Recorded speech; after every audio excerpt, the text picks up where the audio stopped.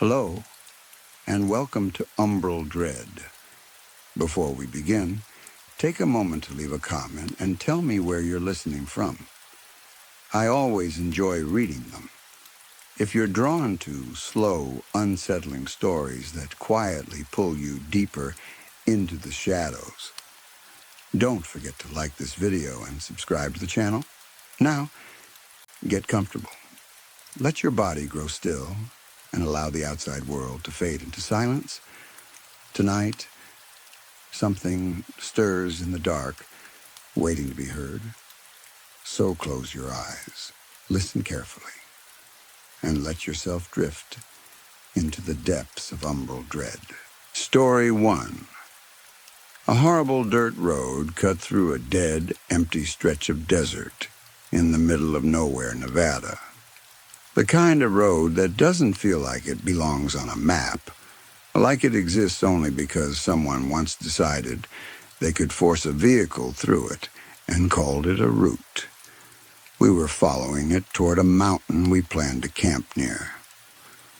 A mountain you are not supposed to visit.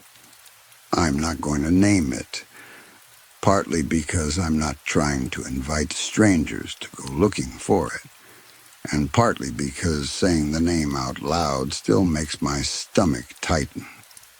It was me, my partner, Nora, and our border collie, Scooby. It was late, brutally hot even at night, and so dark it felt solid.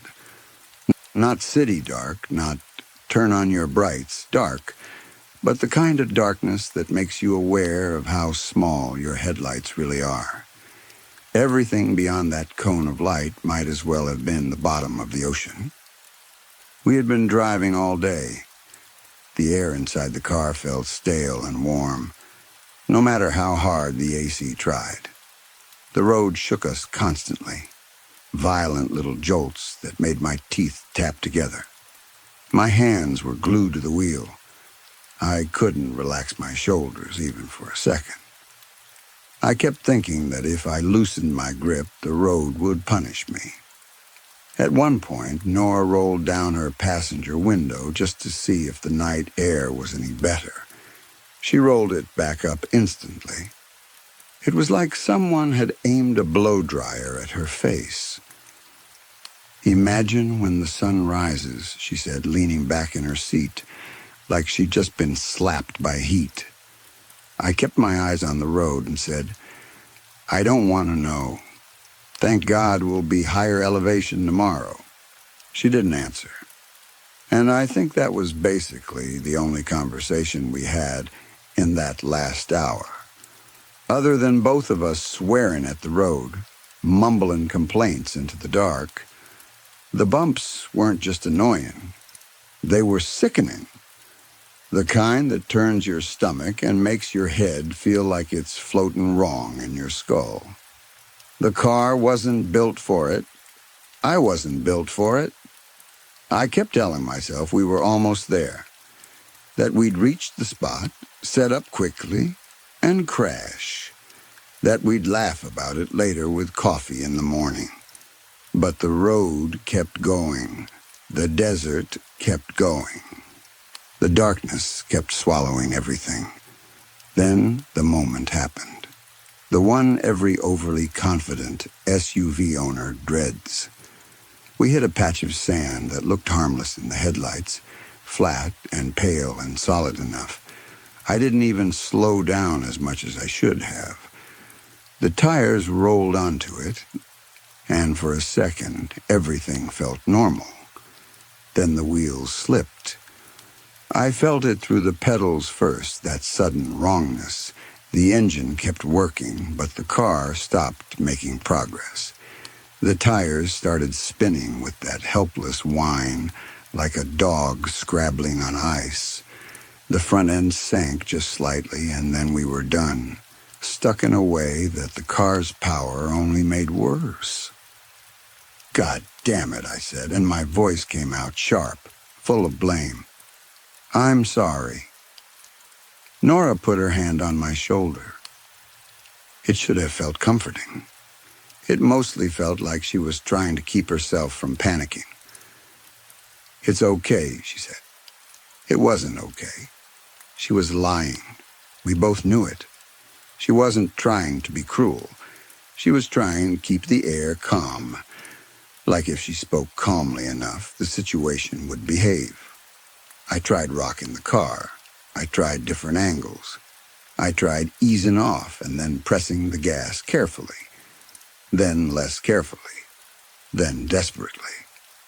The tires only dug us deeper, spinning and spraying sand. Each attempt felt like watching our chances drain away in real time. When I finally stopped, the silence outside the car felt huge. Even the engine sounded loud in the desert night, like it didn't belong. I turned it off. Suddenly we were sitting in a bubble of heat, with only the tick of cooling metal and our own breathing. The truth settled in slowly. We were not near anything. No towns, no lights, no other cars, no cell service, no signal, no bars, nothing. If something went wrong out here, there wouldn't be an audience. There wouldn't be a quick rescue. There would just be the desert taking its time. It was a dry August. The kind of heat that doesn't just make you sweat. It makes you feel like moisture is leaving you permanently. Even at night, the air felt cooked. The idea that we might actually die out there slid into my mind like a cold blade. Not dramatic, not cinematic, just a simple thought with weight behind it. We could run out of water. We could get heat stroke. We could make some mistake trying to walk out and not make it. We could sit there and wait, and nobody would ever come. Nora was trying hard not to show her fear, but I could hear it in her breathing. I could see it in the way she kept turning her head, scanning the darkness like help might appear if she stared hard enough. At some point she said, "Maybe this is for some kind of greater good, part of some bigger plan for us." I looked at her because it sounded wrong coming out of her mouth. Nora and I are both staunch atheists, not the casual kind either. Not the "I'm spiritual, but I don't like organized religion" kind. We're the kind that argue with people's logic at parties and then regret it later. She didn't believe in plans or signs. She believed in cause and effect. "That's not how the universe works," I said. She didn't answer. Maybe she didn't believe what she'd said. Maybe she just needed something to hold on to for a second. I tried to keep my head clear. What could we do? In normal life, you'd Google it. You'd watch some survival video. You'd look up tips for getting out of sand. You'd call someone. We had none of that. We had our brains, our supplies, and a vehicle sinking slowly into powder. We got out and stood around the car pretending we were thinking strategically, when really we were just burning time and trying not to imagine worst-case scenarios. The desert at night plays tricks on your eyes.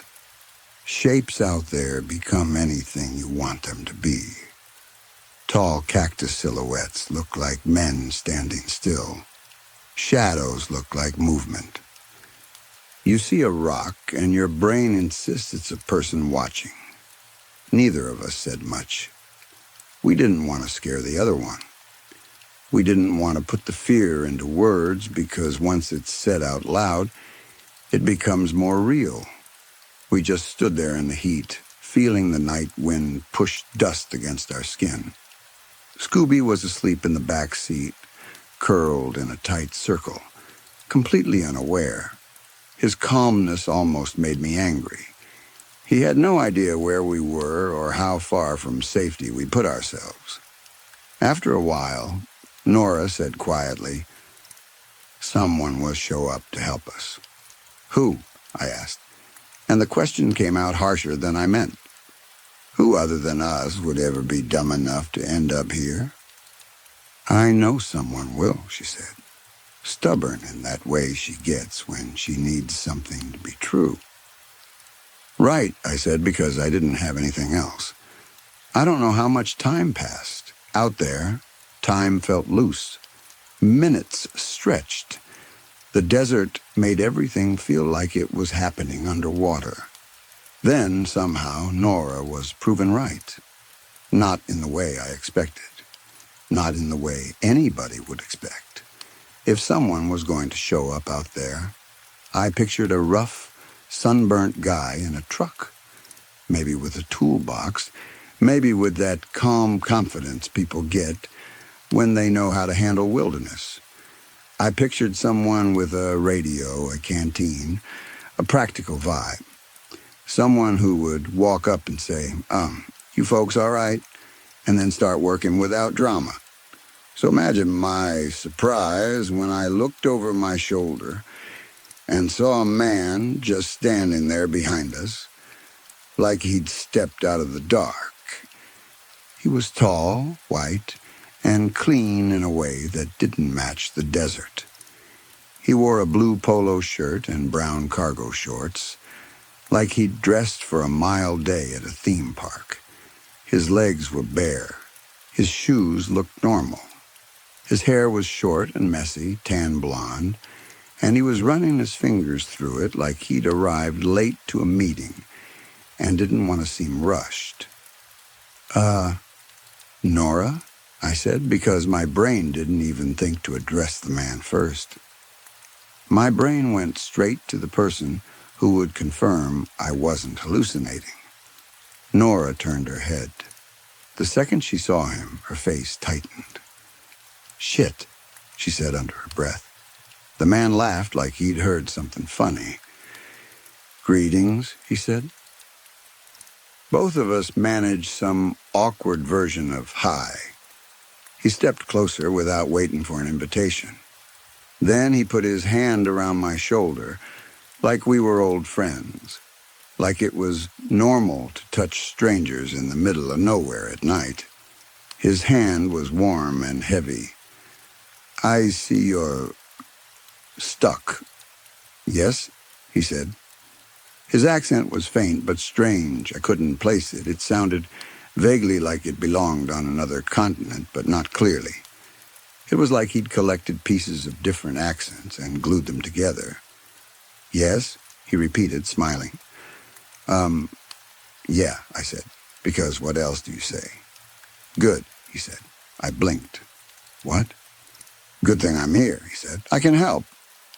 Nora let out a breath like she'd been holding it for hours. "Oh, thank God," she said. The man's grin widened. "Thank God indeed." I tried to be polite, tried to be normal, because that's what you do when you're stranded and someone offers help. "I'm Avery," I said. He held out his hand. "You can call me Help." I hesitated because the name was ridiculous. But I shook his hand anyway. His grip was firm. His skin felt slightly dry. He smelled like cigarettes, faintly, like someone who'd smoked earlier and washed their hands, but not enough. Nora said, "Help? Right? Hi, Help, I'm Nora." He didn't shake her hand. He didn't even act like he heard the offer. He just looked at her for a second and then looked away, like she was something he'd already decided about. The night wind moved through the scrub, carrying dust. The silence pressed in again, suddenly full of meaning. After a pause that lasted too long, Help said, "So, what did you do to get stuck out here?" He looked directly at me as if this was my fault. And it was, so I said, "I'm an idiot." Right then, Scooby woke up. His barking exploded from the back seat, frantic and sharp, like he'd been holding it in and suddenly couldn't. It wasn't normal. "Hey, there's a person" barking. It was panic barking, warning barking. His whole body threw itself at the window from inside the car. I could see his teeth flash. His fur stood up. Help flinched slightly. then shook his head as if the noise offended him. "Come," he said. "Let us walk somewhere without that noise." And then he started walking off into the desert. Just like that. No explanation. No, "Let me grab a strap." No, "Let me see your tires." He didn't even look at the wheels. He just walked away from the car and expected us to follow. Nora and I looked at each other. In her expression, I saw the same thought I was having. This is weird. This is wrong. This is a bad idea. Then we followed him anyway. What would you have done? That question has kept me awake more than once since then. Out there, desperate and afraid, you grab whatever looks like a lifeline. Even if it's strange, even if your instincts are screaming, you tell yourself you can handle it. You tell yourself you're not weak. You tell yourself you're being practical. Scooby kept barking behind us. The sound followed us, fading as we walked away, but it didn't stop. It was like he was trying to pull the words out of his throat and force them into our ears. When we got far enough that the barking was less violent, Help slowed down. He walked like he had all the time in the world, like the desert belonged to him, like the heat didn't touch him. He spoke again without turning around. "The world is so huge, is it not?" I frowned, confused. "What?" "The world," he said. "There is so much world out there. It would be a shame to stay here." Nora's patience snapped quickly. She was scared, tired, and she hated being talked to like she was in a lecture. "You don't need to give us a sales pitch," she said. I almost agreed with her, but I realized something embarrassing. Some part of me was afraid of upsetting him, not in a normal way. In a deep, irrational way, see, like a child afraid of angering an adult. I kept thinking, what if he decides not to help us? What if this is our only shot? Help stopped walking and turned slightly toward us. "It is a more complicated decision than you think," he said. We waited, not sure what he meant. Then he kept walking, slow and easy. "The world is so huge," he said again. "And it is so horrible. If you go back, you will suffer. You will suffer for a long time." My mouth opened before my brain could polish it. "As opposed to dying in this desert?" Help came to a sudden stop, perfectly still. Then he turned his head toward me with a calm that felt too controlled. "Brief suffering," he said, "or prolonged suffering." Difficult question, yes? "What are you getting at?" I asked, trying to keep my voice steady. I hated how small it sounded out there. Nora said, "Are you going to help us or not?" I shot her a look, warning, but she didn't notice or didn't care. She was done being polite. Help laughed softly, as if we were entertaining him. "All right," he said. "All right. We will walk back to your car, and I will help you free." He paused like he was tasting the words, then he added, "If that is what you wish." And he turned around and started walking back. We followed. Again. Nora muttered as we walked, anger building. "If you want something in exchange, we'll give it to you." Help didn't look back. "Good," he said. "Good, you're getting it." "Yes?" As we got closer to the car, Scooby's barking got louder again, frantic like he was running out of air. It wasn't just fear now, it was rage. It sounded like choking. "Name your price," I said, trying to make it sound like a joke. Like I wasn't actually bargaining with a stranger in a desert. Help answered without changing his pace, without changing his tone, like he'd been waiting for that exact line. 3 souls. Nora's grip tightened on my hand so hard it hurt. "Souls," she whispered, then louder. "Fucking souls." Scooby went crazy at the sound of it, barking so hard I thought he might break the window. I still don't know why I was so terrified of making Help angry, but I was. I asked carefully, "And how do we give you souls?" Help's steps became slightly bouncy, like he was excited and trying to hide it. "Just say yes," he said. "Say yes, and deal is deal. Yes, yes." Something about the way he said it made my skin crawl. Not the word itself, the hunger behind it. Like, yes was the thing he collected. Nora snapped full volume. "Fuck off!" I squeezed her hand hard, trying to ground her and myself. Then I turned to Help and forced my voice to stay calm. "You can actually help us," I said. "And all we have to do is say yes." I know how that sounds. I know anyone reading this thinks I'm an idiot for even entertaining it. But you have to understand something. One conversation with a clearly unstable stranger is not enough to make me suddenly believe in souls. Nora is smart. She was furious, but she was also scared, and she knew we were stuck. We weren't going to die on principle just because a stranger was saying weird things. We were close enough to the car now that I could see Scooby in the back seat, hair raised, lips pulled back, eyes locked on Help like he was looking at a predator. Help asked, "It is a yes, then?" Nora and I looked at each other.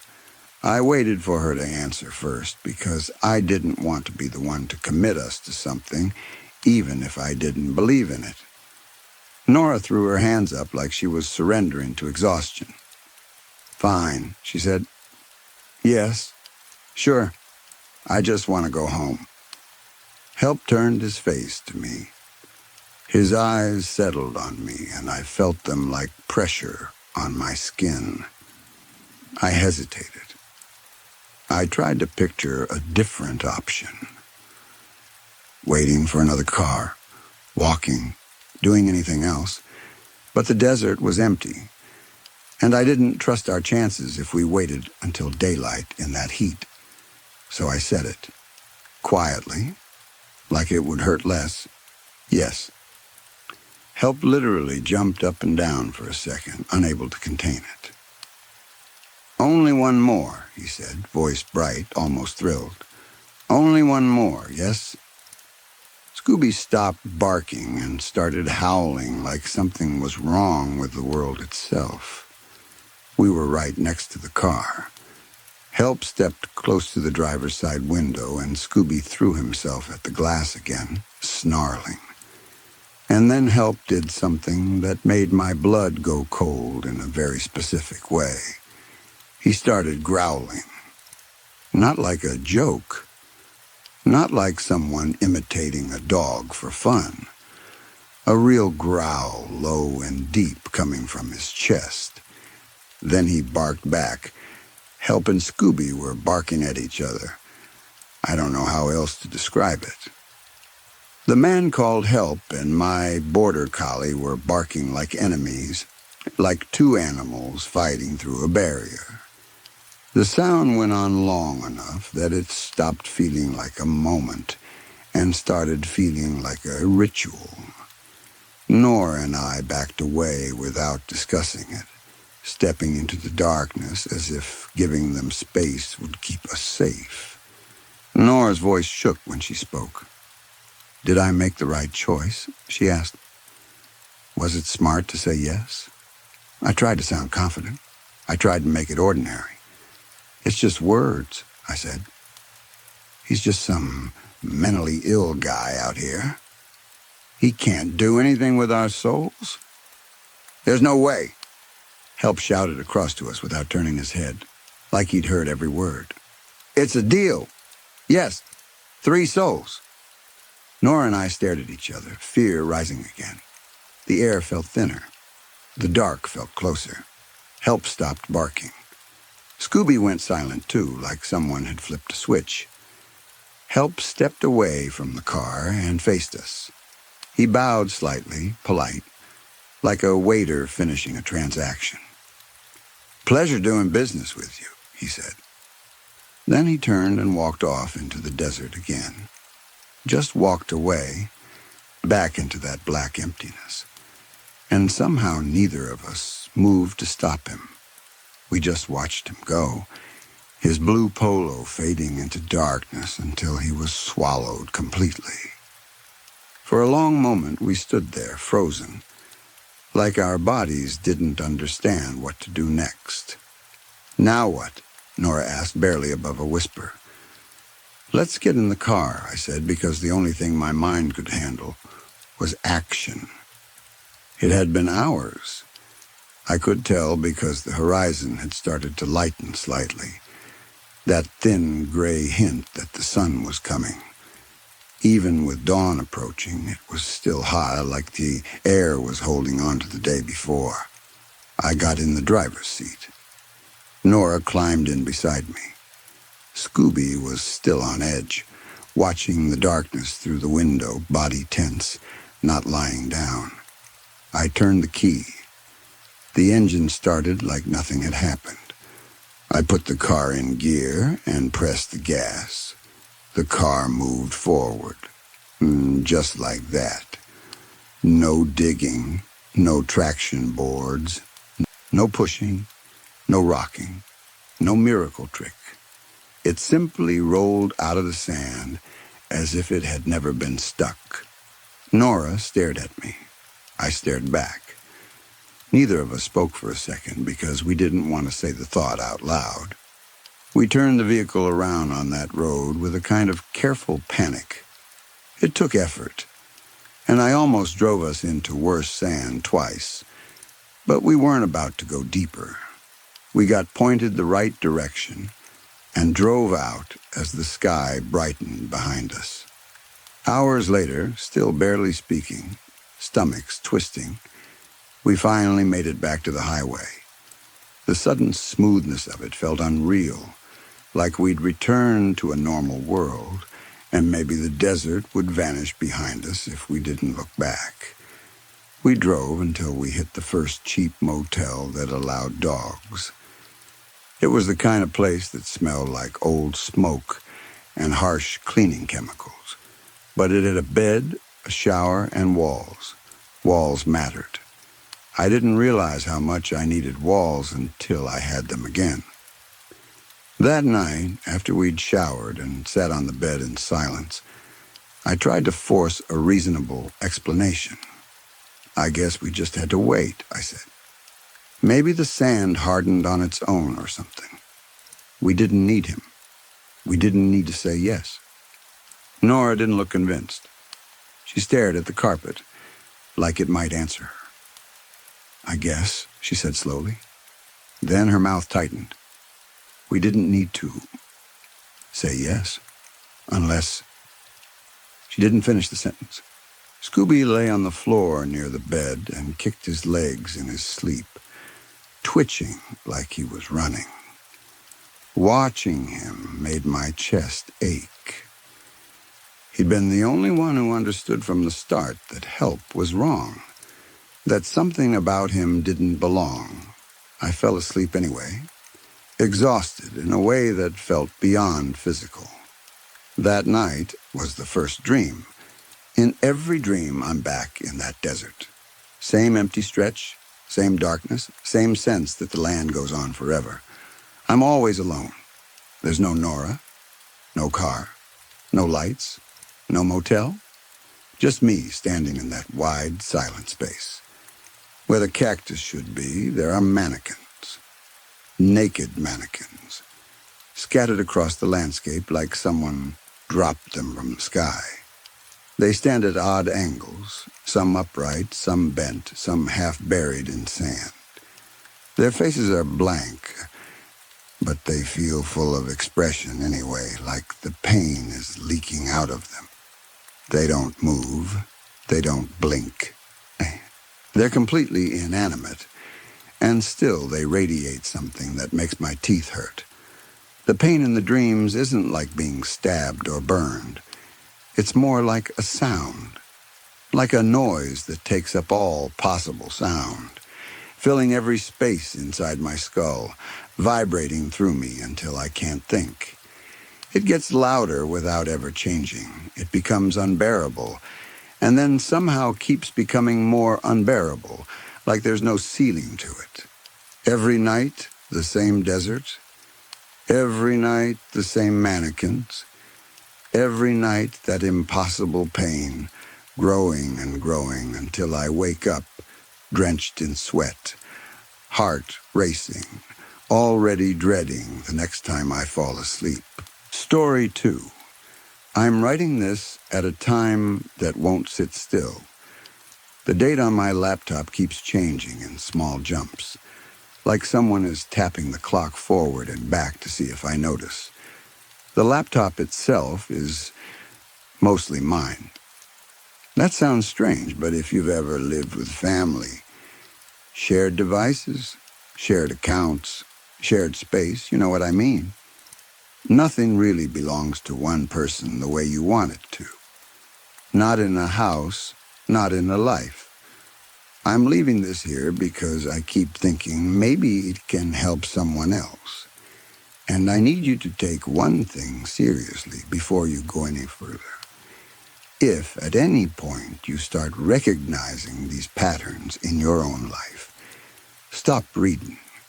Put your phone down. Close the laptop. Get out of the building you're in. Go somewhere with people. Somewhere bright. It is not worth staying. No matter how much money you put into the place, no matter how much time you spent, no matter how hard you tried to make it home. Please, just listen to me. It started small. That's the part that makes it so easy to ignore. A lamp on the nightstand turned a little, like someone had rotated it to face the wall instead of the bed. Not enough to feel like a real event. More like a detail you can't quite place. A chair at the dining table that wasn't pushed in all the way.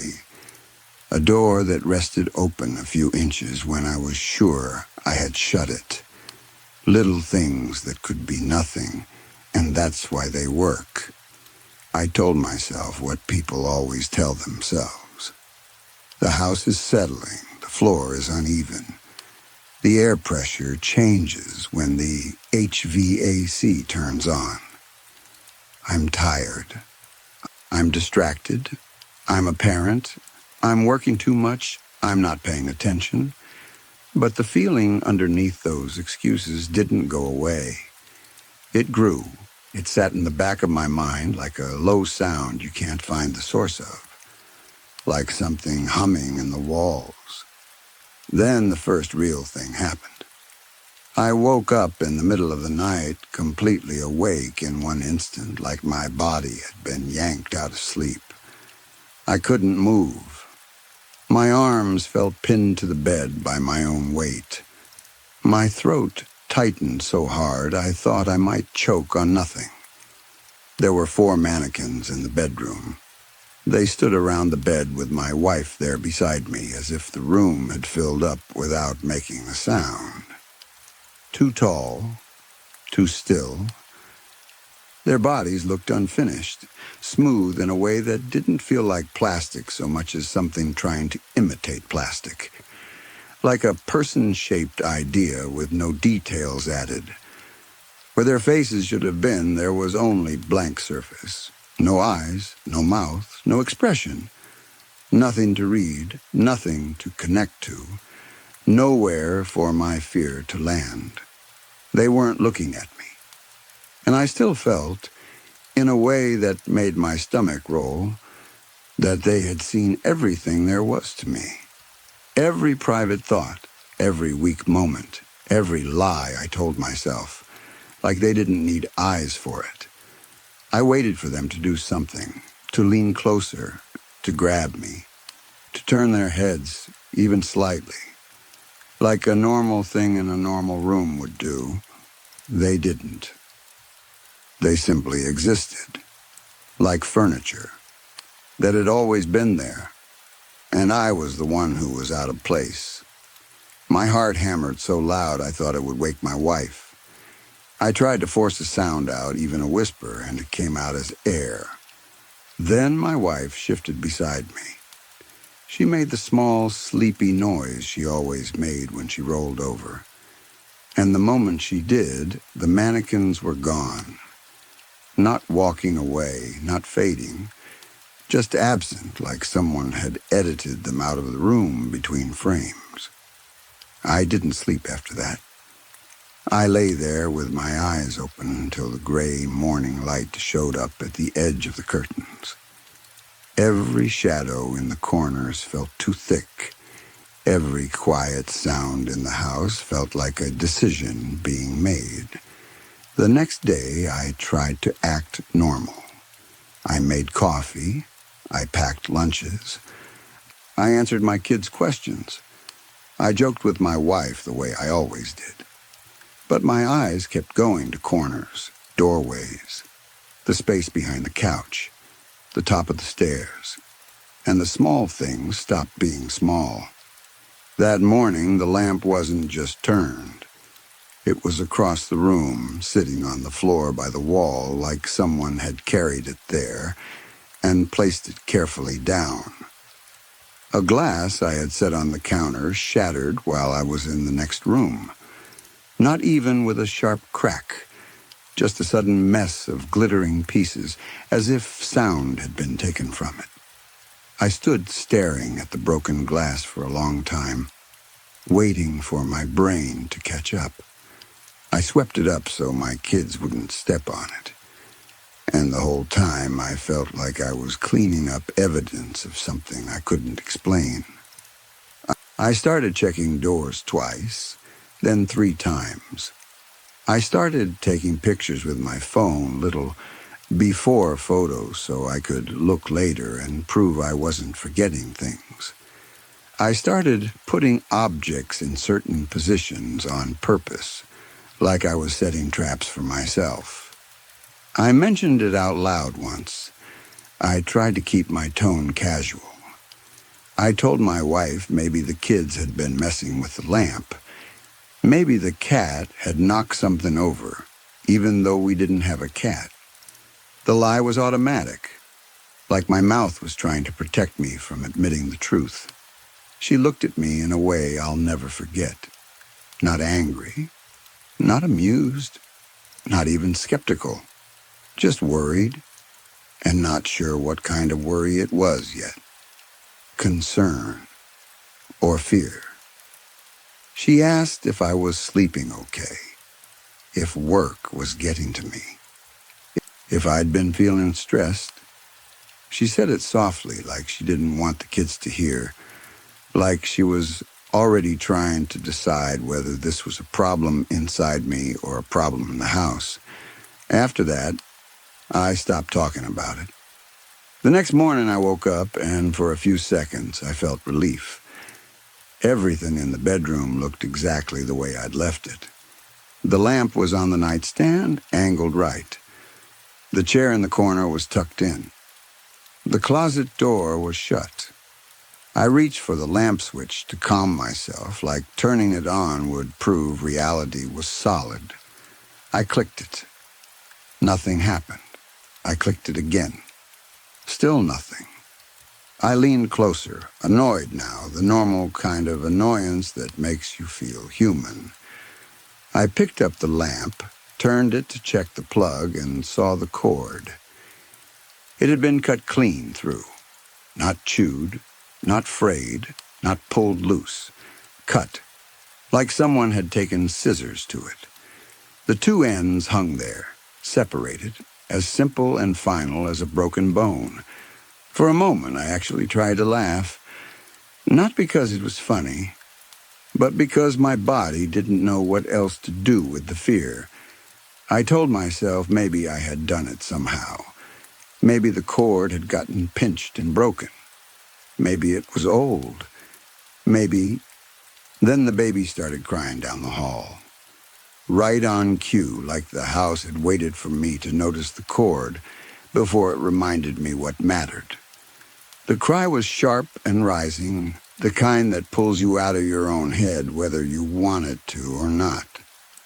I hurried down the hallway. My feet were bare on the floor, and the wood felt colder than it should have. Halfway there, I saw the nursery door. It was open. Just a crack. I know I had shut it the night before. I always shut it. It was part of my routine.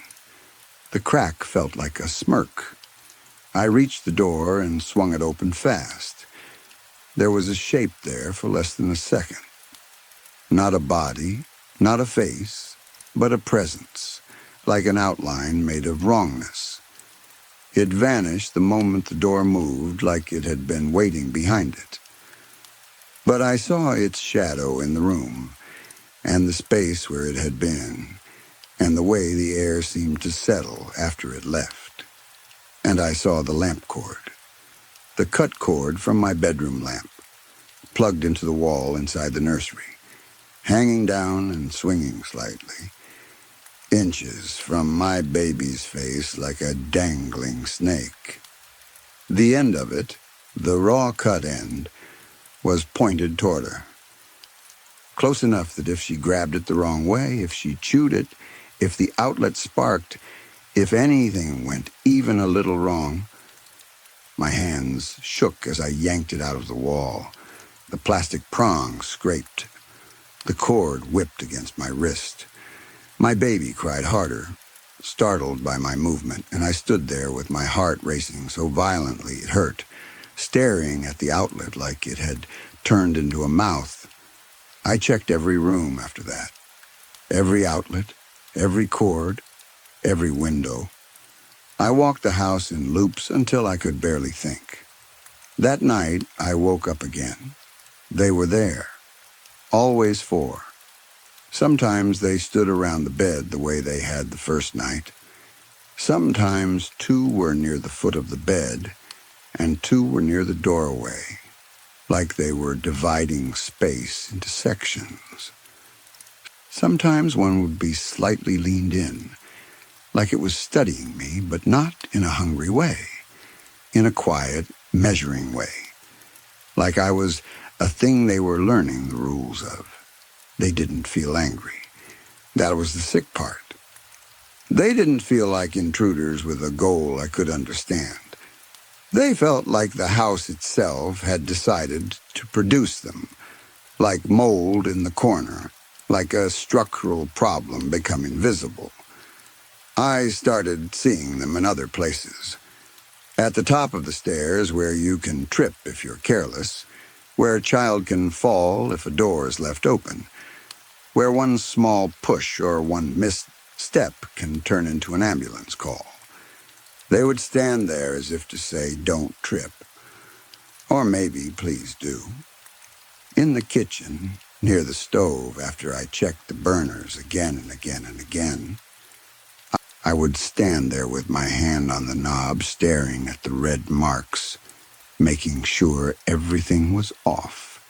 Then I would turn around and one of them would be there, close to the range, close enough that my skin crawled, like it was waiting for me to stop paying attention.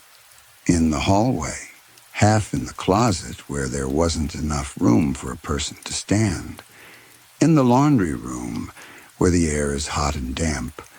In the living room, behind the curtain where the fabric should have been flat but wasn't. They were not bound by space, and after a while I realized they weren't bound by time either, because it wasn't only that they moved things when I wasn't looking. It was that sometimes I'd see something out of place and I would feel deep in my gut like it had already happened. Like I was catching up to a change that had been made earlier in a different version of the day.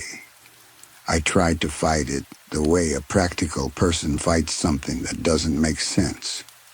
I left lights on all night until the house looked like it was trying too hard to seem safe. I bought cameras and set them up in the hallway, the nursery, the kitchen. I bought motion sensors. I checked the wiring. I crawled into the attic and looked for signs of animals.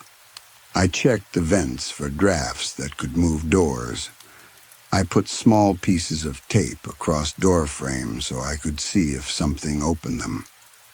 I put a coin on the lamp base so I'd hear it fall if the lamp moved. I stayed awake through entire nights, sitting at the kitchen table with a glass of water and my phone in my hand, watching the doorway like I was on guard duty. I waited to catch them doing something real, something that could be recorded, something I could show another person without sounding crazy. It didn't matter. The footage would glitch at the exact moments I needed it. The motion sensor would go off in an empty room and show nothing but stillness. The coin would be on the floor in the morning and I wouldn't remember hearing it fall. The tape would be broken and the door would be shut, or the tape would be intact and the door would be open. They didn't follow rules I could use, and the house was becoming dangerous. Not dramatic danger. Not a ghost hurling knives across the room. Not blood on the walls. Just enough danger. The kind you can dismiss. The kind you can survive once and call a close call.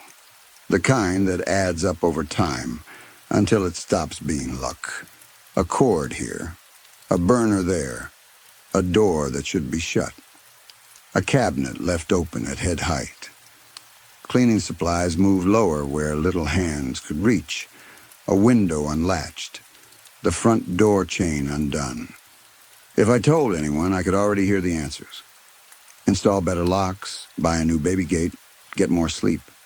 See a doctor, talk to a therapist. Maybe, gently, are you sure you're okay? So I did what I always do when something doesn't make sense and I can't overpower it. I negotiated. One night I went down to the kitchen after everyone was asleep. The lights were off. The house made its normal sounds, the low groans and clicks of cooling pipes, the small settling noises that used to comfort me. I stood in the middle of the room and waited. I knew they would come. I knew the corners didn't stay empty for long. Minutes passed. My eyelids got heavy. My body wanted to sit. I told myself I'd wait all night if I had to. I told myself I would not blink. But I did. Of course I did. And when my eyes lifted again, there they were, all four, only a few feet from me. So close that the air between us felt thin. My mouth was dry. My voice came out rough and small. What do you want? No movement, no answer. Just the blank faces and the feeling of being seen without being looked at. Then I heard it. Not from one of them exactly. Not like a mouth speaking. More like the sound was inside the room, like the walls themselves were pushing it out. The word stretched and strained like it didn't fit in a human throat. Lee! The sound raised the hair on my arms. It was simple, clear. It wasn't a threat. It was a fact being stated. I can't just leave, I said, and I hated how much I sounded like I was begging. Not like this, not yet. One of them shifted. It wasn't movement the way a person moves. There was no step, no motion. It was as if it had always been slightly closer, and my brain had only just accepted it. Like reality had reloaded and put it in a different spot, and I was the last one to notice. My throat tightened. I swallowed hard. Let me fix it, I said. Let me improve the house, raise the value. I'll get it reassessed. I'll pull the difference and we'll go. You'll have it. No one else will live here. I'll make it right. Just give me time. The room held its breath. And then, for the first time since this started, something changed in a way that felt like permission. The air felt lighter, like pressure had been lifted from my chest. Not safe, not warm, just less heavy. Like a hand that had been pressed against my throat had loosened, but was still there. A low buzzing sound filled my ears like distant power lines, and when I blinked, they were gone. For a few weeks after that, things were better. Not normal, but better. The tension in the house softened. The way my wife's shoulders sat when she stood at the sink changed. She laughed again at small things. The kids stopped waking up scared in the middle of the night. The baby slept longer stretches.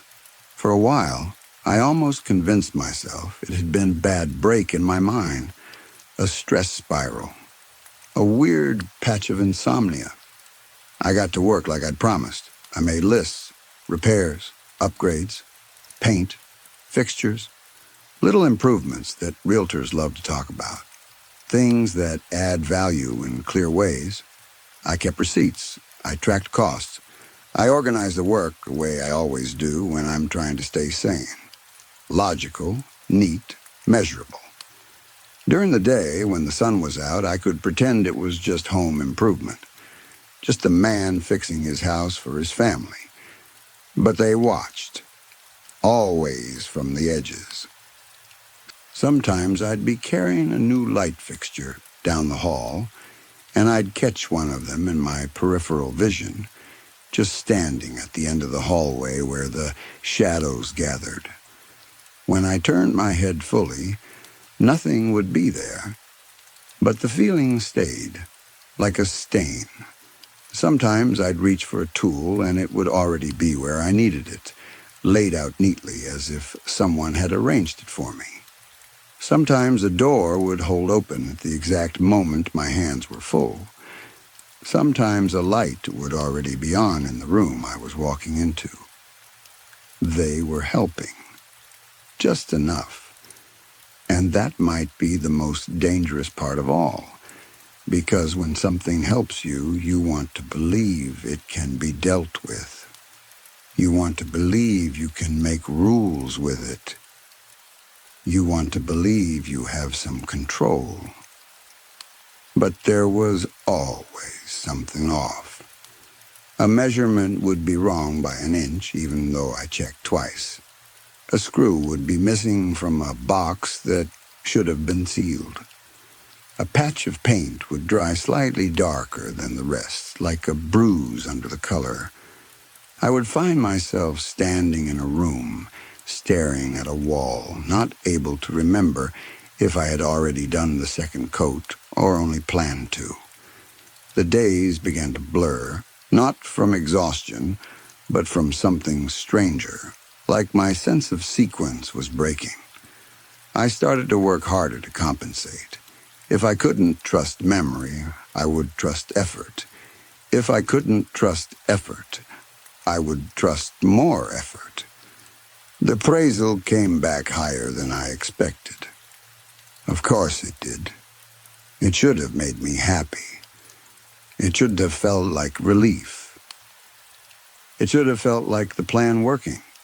Instead, it felt like a trap closing smoothly, like a door being shut without a slam. Packing was easy. Too easy. My wife commented on how quickly everything came together. I nodded and smiled and forced myself to match her excitement. The kids treated it like an adventure. The baby gurgled and waved her hands while we folded blankets and filled boxes. I kept waiting for the house to fight back again, for a cord to appear near the crib, for the stove to click on, for the front door to open in the night. It didn't. It behaved. Leaving should have been easier than packing. On the morning we were set to go, the air felt clean and bright. The kind of morning that makes you believe in fresh starts. The car was loaded. The boxes were stacked. The last closets were empty. The rooms echoed when we walked through them. My wife stood in the hallway with the baby on her hip, smiling in that tired but hopeful way she had, like she was already imagining the new place. I stood at a front door with my hand near the knob.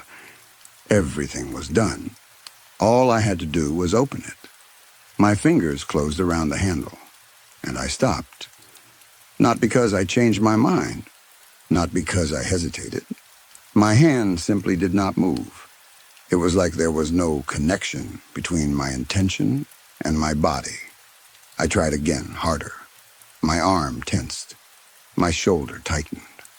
I could feel the strain in my muscles like I was lifting something heavy. But the distance between my hand and the door did not change. It didn't close even a fraction. Behind me, my wife said my name. It sounded wrong. Not mispronounced. Not angry. Just wrong. Like the sound wasn't shaped by a human mouth. Like it had been copied from memory but didn't fit in the air. I turned. My wife's face was smooth, featureless. No eyes, no mouth, no expression. Just the same blank surface I had seen in the dark, now in daylight, wearing my wife's hair, holding my baby. My baby's face was smooth too, as if someone had wiped her features away with a careless hand. I stumbled backward, my breath catching so sharp it hurt. My mind refused to accept what I was seeing, but my body believed it. My legs felt weak. My skin went cold. And then I saw the hallway mirror. I caught my own reflection. There was nothing there. No eyes, no mouth. Just a blank, pale surface where my face should have been. My hand flew up to touch my cheek, and my fingers met smooth skin with no edges. I felt a kind of panic I don't have a word for because it wasn't only fear of death. It was fear of being erased while still moving, still breathing, still thinking. I turned toward the front window, desperate for something that made sense. Outside on the driveway, I saw them. A family stood by the car. My family. They were laughing, moving, alive in a way I suddenly understood I was not. My wife adjusted a bag in the trunk. My child climbed into the back seat like it was any other day. The baby seat clicked. A normal, simple sound. And me? No. Not me. Something wearing me slid into the driver's seat and shut the door. It looked comfortable in my body, like it had practiced, like it had been waiting for the moment it could sit there and belong. It lifted a hand and waved toward the house, toward me. Then the car backed out and drove away without hesitation. They didn't look back. I tried to scream. I tried to bang on the door. I tried to run after them. My body did not obey in the ways it used to. My thoughts moved faster than my movements, and my movements felt like they were happening in thick liquid. And then the house did something else. Time stopped being a straight line. It doesn't work the same here. It doesn't move forward like it should. It folds, like paper creased again and again until the edges touch, places they shouldn't. I see moments stacked on top of each other. I see the same hallway with different light. I see the kitchen clean, then messy, then clean again, all in the same breath. I can't always tell if something is about to happen or already has. Sometimes, if sometimes still means anything, I see the house as it was before I knew. I see my old self lying in bed, asleep, trusting the quiet. I see him turning his head on the pillow. I see the slow rise and fall of his chest. I see the soft shape of my wife beside him. And I am there too. I stand over him, over me, close enough to touch.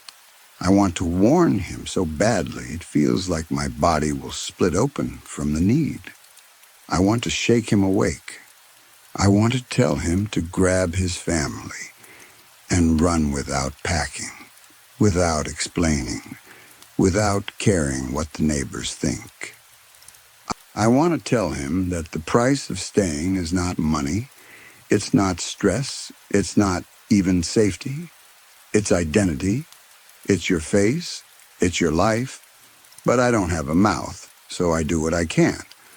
I move a lamp, I open a door, I shift a chair so it catches his eye later, so he pauses, so he feels that small wrongness that might grow into action. I cut a cord and let it fall, not to hurt, but to be noticed. I place it close enough to frighten him into paying attention, but far enough that he can still explain it away if he wants to. Far enough that he can choose comfort over truth. I try over and over to force him to choose truth, because I know how it ends. In the end, it's always the same.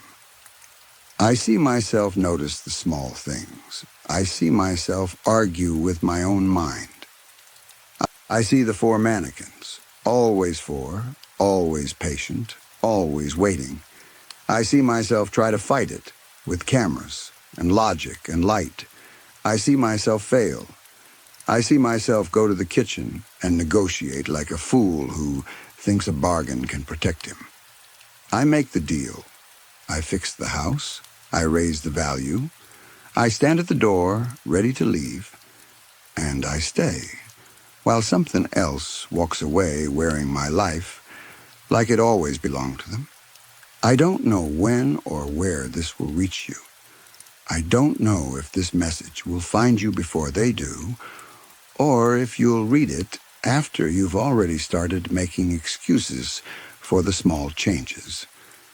Maybe I'll get lucky and you'll find this early, at the stage where a lamp turning feels like nothing. But you need to get out while you still can. Don't ignore the corners of the room. There are too many, and yet too few. Don't ignore the quiet shapes just out of view. Don't assume it's stress. Don't assume it's forgetfulness. Don't assume it's harmless because it's subtle. They will take your life from you, and they won't even have to break the door to do it. Story 3. 20 years ago, someone would be amazed and horrified by what we can buy with a few taps on a phone. Last week, I was scrolling through a website that let me send different kinds of potatoes to someone's house anonymously, with a custom message attached, because apparently that's a real thing you can do as an adult in modern society. While I was doing that, my monthly pleasure box delivery and my DoorDash order arrived at the exact same time. Awkward doesn't even cover it. The internet has hidden little treasures like that. You can get almost anything shipped to you, dropped at your door, and then pulled inside with one greedy arm when you finally do the hermit crab move out the front door. No eye contact, no small talk, no people, just packages. As of 8 days ago, that was my life. I sat on my sofa like a queen of convenience and had everything brought to me. And I was always hungry. Not, oops, I missed lunch, hungry. I mean hungry all the time. I'd eat 5 to 7 smaller meals a day like it was my job. Sometimes I ordered things I didn't need. Fine. But I told myself it was for the public good because I used to be an online reviewer. Hashtag Rachel's Reviews. That was my whole thing. I tried the fancy grocery delivery services. I tried the sketchy mystery boxes. I tried the limited time only garbage that shows up in your ads at 2 a.m. I wrote it all up on my blog so other people wouldn't waste their money. And I tried to be honest. Painfully honest. I did it for you. For the shoppers. For the people who read reviews before buying anything. For the people who claim they don't care but still scroll straight down to the 1-star comments like it's a hobby. But I'm done. fully done. This is my last review. Not because I'm tired of free samples and discount codes, although I am. Not because I'm bored, although I was. This is my last review because the police won't put out a public safety warning, and it turns out that means it's on me. Lucky you. Somewhere out there is a doctor. His name won't matter because I'm sure he changes it. If you go looking, it'll be a new name on the door, a new website, a new smiling headshot. But you'll know him when you see him. He's a bariatric surgeon with a terrible rating online. 0.5 star. 3 reviews. One of them is mine. The other 2, I can only assume, were written by people who visited his treatment center and managed to leave before the place finished with them. Because I don't believe anyone else survived the location I escaped from. Not long term. Not in a way that matters. To be completely clear, I did go to a top-rated doctor first. I did the reasonable thing. It was a normal visit. A consultant asked the usual questions, including, "Have you ever had bariatric surgery before?" I lied. Of course I did. If I told the truth, they would have disqualified me right away. Plus, the last surgery I had that shortened my bowels was supposed to make me eat less. Instead, it just made me digest faster and get hungry sooner. It was like my body took the eat less plan and found a loophole. So if it didn't work, why should it disqualify me forever? That doctor suggested I lose weight naturally. Like there aren't pills for that. Like I can't get a GLP-1 delivered to my mailbox on a schedule. I smiled, nodded, left, and planned to write a nice, boring review about it. Then a cheerful commenter on my blog, the kind who always thinks they're helping, told me I couldn't be impartial unless I reviewed the lower end too. The budget options, the places with bad ratings, the hidden gems.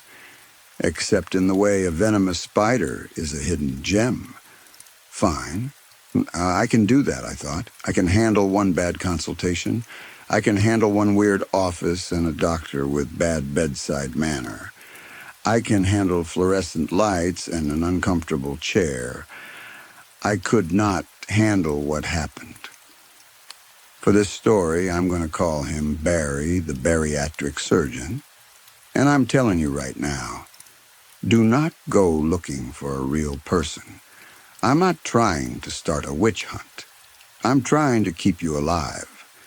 If you ever see a bariatric practice that looks like this, sounds like this, or tries to pull you into a facility stay before they'll even talk to you, you turn around and you leave. You don't argue.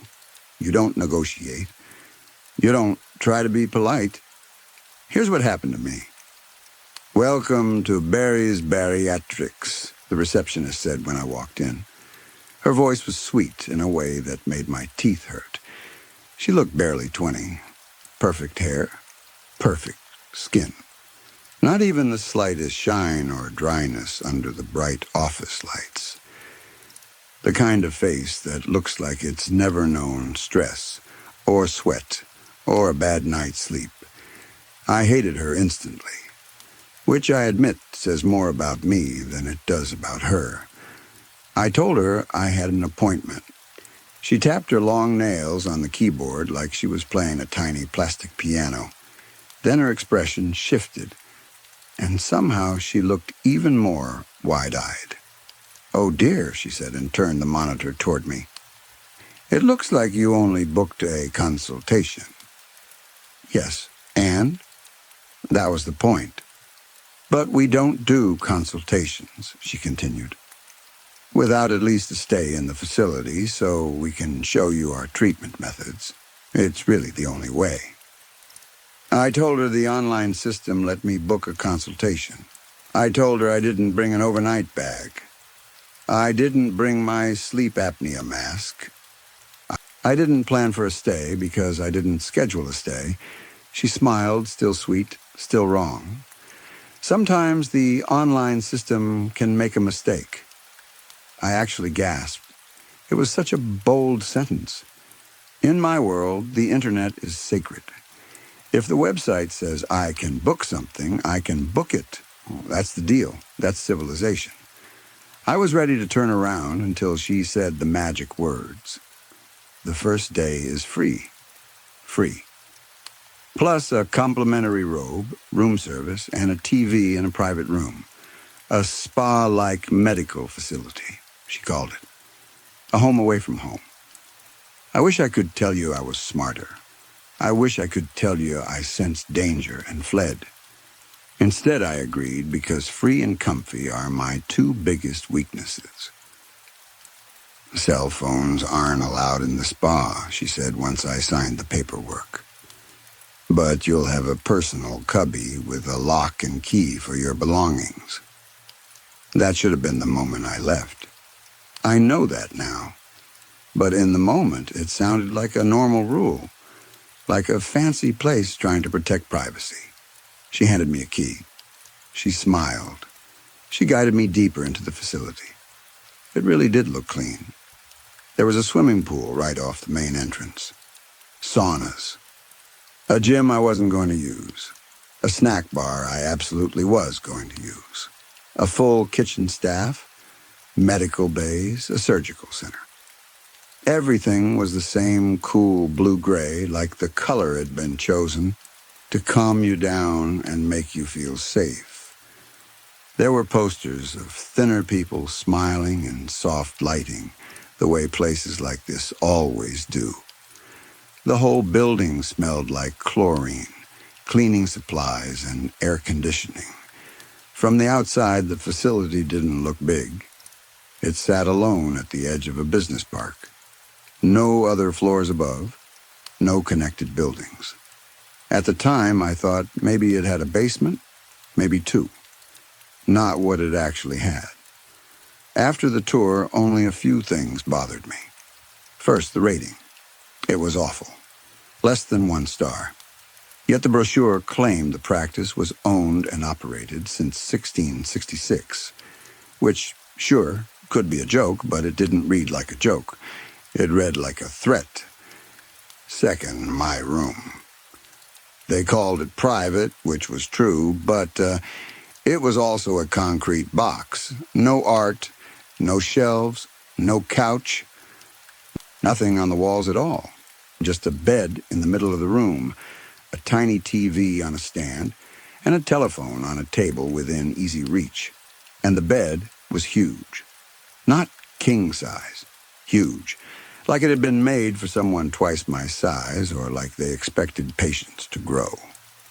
Third, Barry. He showed up not long after I changed into the robe.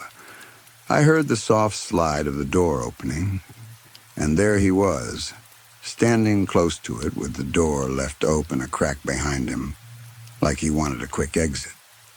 "My," he said, smiling wide. His teeth were bright. Too bright, like they didn't belong in his mouth. "You must have been a lazy little toad, eh?" Those were the first words he ever said to me. In any normal situation, I would have walked out and posted the review from my car. But he said it fast, casually, like it was a joke we were both supposed to laugh at. Before I could even form a proper response, he was pulling out a plastic measuring tape and wrapping it around my waist. "For the robes," he said smoothly, "and for our starting comparison." He took my measurements like I was a piece of fabric being cut for a dress. Then he asked, "What's your goal weight?" I said something ridiculous because I wanted to see his reaction. I expected a lecture, a speech about realistic expectations, a warning. Instead, he nodded like I'd asked for a cup of coffee. "It'll take a few days," he said, "but I think we can get there." A few days. Then he left as casually as he'd arrived, and I sat there, staring at the empty room, replaying the sentence over and over. A few days to lose that much weight isn't medicine. It's not diet. It's not even surgery. Not in a normal sense. It's removal. I told myself he was a liar, a scammer, a con artist selling hope and taking money. I told myself I would sleep one night, eat the free food, leave in the morning, and write a review so brutal it would melt his website. I did plan to use the pool or the sauna, at least a little, because I was there and it was free. But the moment I sat on the bed, my body sank into it like it was swallowing me. The sheets felt unreal, soft like a cloud, firm in all the right places, supportive like it had been designed specifically for my weight and shape. I didn't want to move. And because the phone was right there, I didn't have to. I picked it up. "Hi, Rachel," the receptionist answered instantly, like she'd been waiting for the call. "What can I get for you?" "I don't have a menu," I said. "We don't have a menu," she replied. "We can make whatever you want." I almost laughed. There was no way a bariatric facility let patients order anything. But she said very calmly, "Dr. Barry doesn't believe in dieting. He encourages residents to go wild as long as dinner is done by 7 p.m. sharp. That's how confident he is in the program." I should have left right then. I should have walked out in my robe barefoot and driven home like a maniac. Instead, I tested her. "I'll have a bacon cheeseburger," I said. "Spaghetti bolognese and a slushie, half cola, half blue." "Sure thing," she said and hung up. A few minutes later, the TV clicked on when I pressed the power button. But there was only one channel. One. It was a grainy documentary. It looked old and strange. An indigenous guide led a camera crew and an Asian scientist across a bridge somewhere remote. There was no normal narration, just a low chanting sound that repeated again and again. They barely spoke. They pointed. They gestured. The scientist wrote notes in a small book as if she was tracking something she didn't want to say out loud. It was the weirdest thing I'd watched in months, and I've watched some weird things. A bell chimed by my door, a high little dingle, and the door slid open. The receptionist rolled in a cart, loaded with food stacked too high, plates balancing in a way that made me nervous. She placed the cheeseburger beside me. The spaghetti, the slushie, exactly what I ordered. But the room filled with a sick meat smell, like raw chicken juice from a grocery store package left in the sun. The smell clung to the back of my throat. She smiled and set a small white cup on the table next to the bed. 2 pills sat inside it. "Daily medication for the program," she said. Then she left, and with her the smell faded like it had never been there. The food looked normal. My stomach growled. I ate because I'm human, and because I'm not proud enough to starve when a bacon cheeseburger is sitting beside me. I did not take the pills. Not a chance. I told myself one night, one free night. Then I go home. As I wiped my hands, the phone rang. "Hey," a man's voice said. Deep, smooth, friendly. Hi," I answered. "What are you wearing?" he asked, and I almost slammed the phone down, but then he laughed. "I'm kidding. We're all in robes. I'm Dominic. I think I'm next door." "Nice to meet you, Dominic," I said, because sarcasm is how I cope with fear. "There's 3 of us here this week," he said. "Me, Shelley, and Jay. Jay's kind of a jerk, though. If you need anything, call me or Shelley." He sounded normal. Warm. The kind of guy who makes jokes because he's trying to make things less awkward. I relaxed a little without meaning to. "I'm on speed dial 4, he said. And listen, my bed being in the middle of the room freaked me out, so I pushed it up against the wall. Right as he said it, I heard bang, bang, bang on the wall to my left, like he was demonstrating. "How long have you been here?" I asked. The line went dead. So did the lights. The TV documentary cut to black.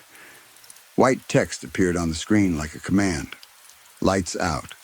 7:30 p.m. "Are you serious?" I muttered into the darkness. "Who sleeps at 7:30? Then my head got heavy.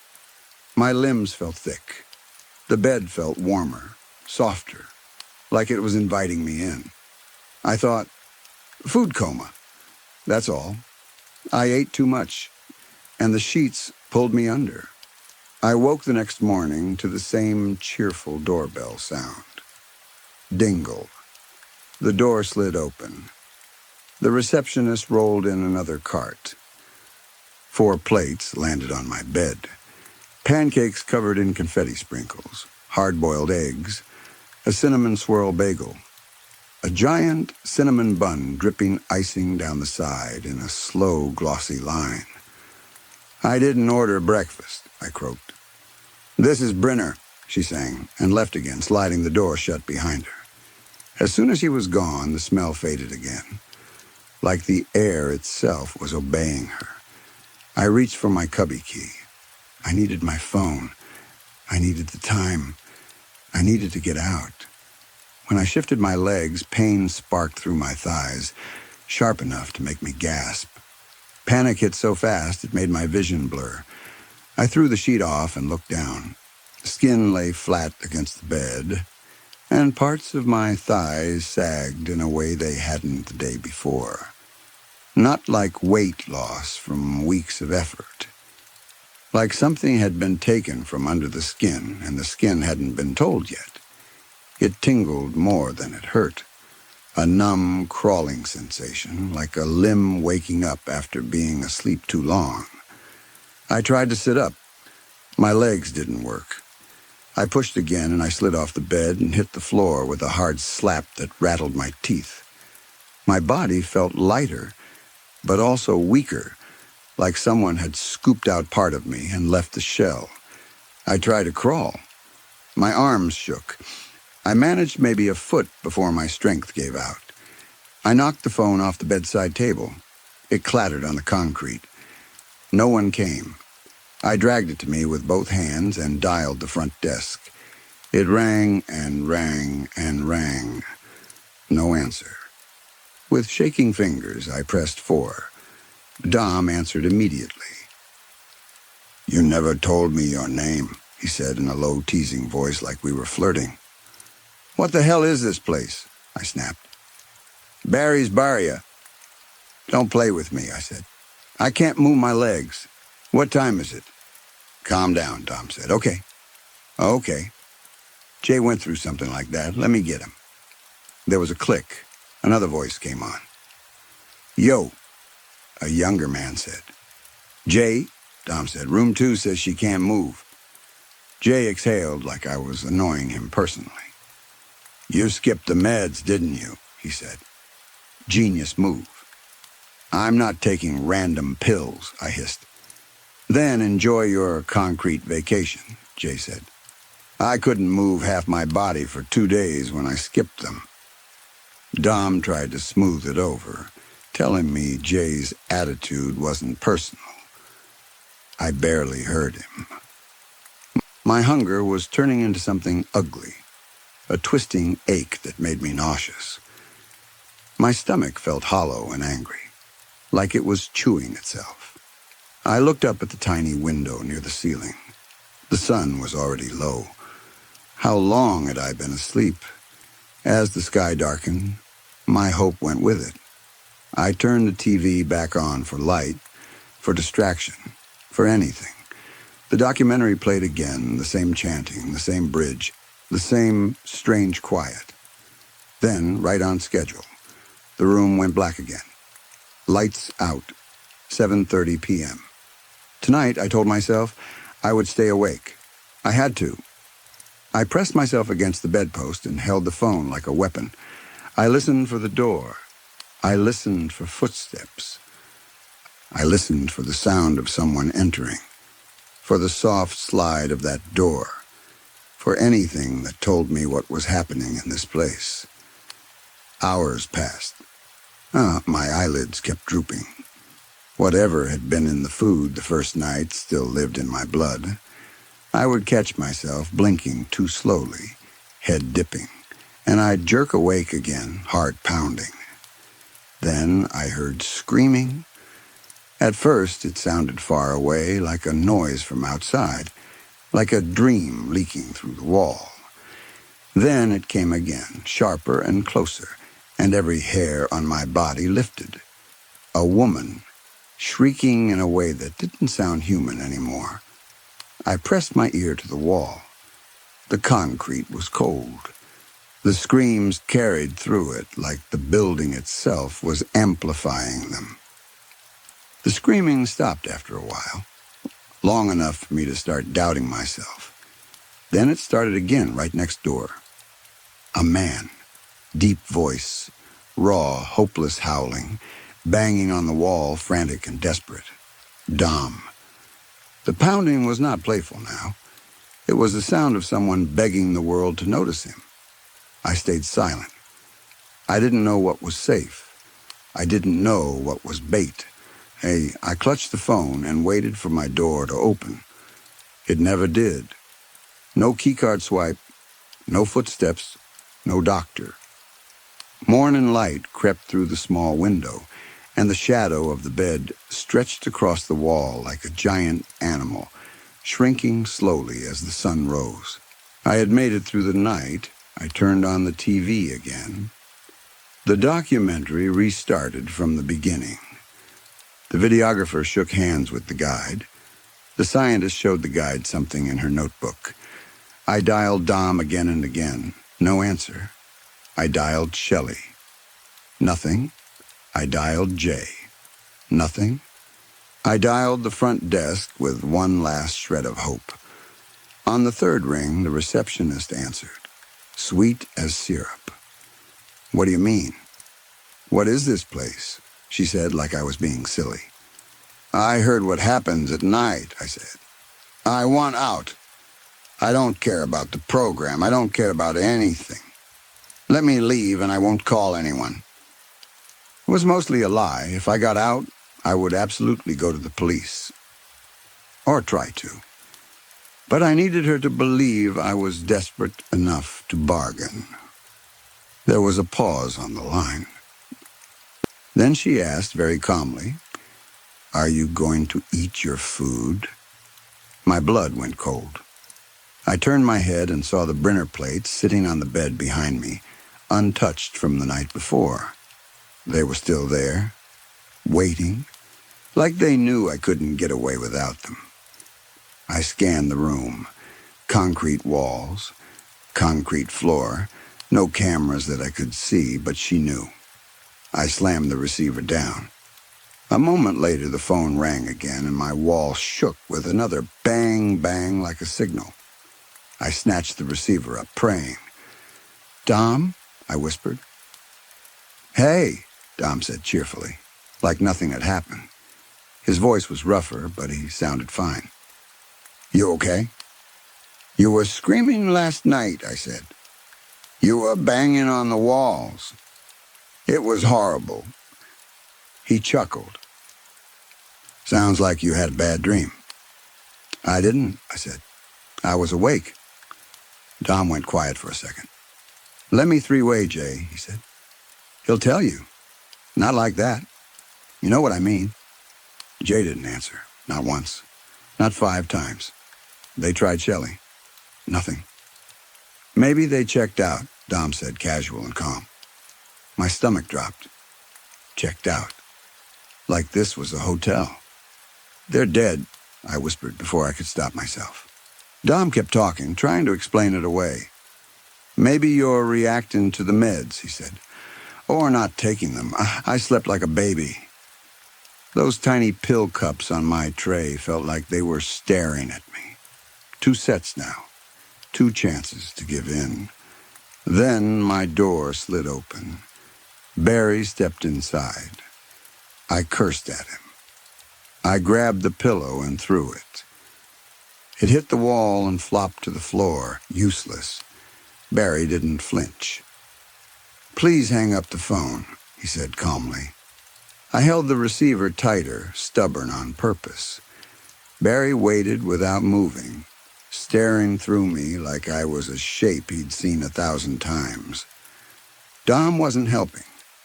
Dom wasn't a lifeline.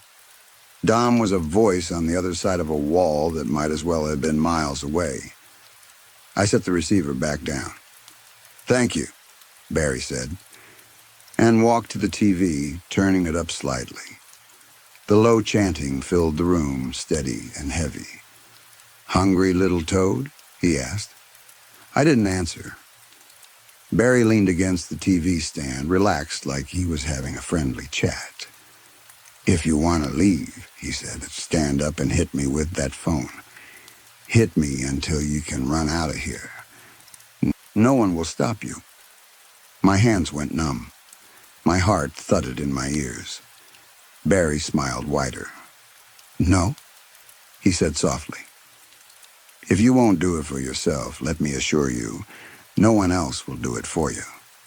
I threw the phone at him. It bounced off his shoulder like a toy. Barry didn't even blink. "Now eat," he said. His eyes were flat, dead, patient. It was the look of someone who has waited out 100 people and knows exactly how this ends. I stared at the food. I thought about starving. I thought about resisting. I thought about dying just to prove I wasn't theirs. Then the smell drifted up, faint and tempting, and my hunger won. I ate.